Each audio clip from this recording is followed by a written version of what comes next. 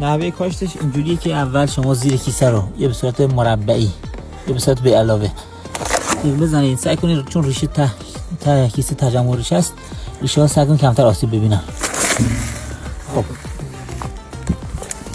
بغلم رو بیارید بالا، اینش هم بزنید.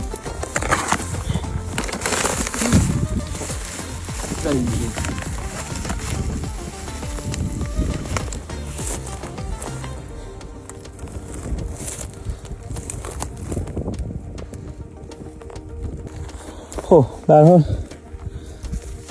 کیسه رو که دوستان جدا کردن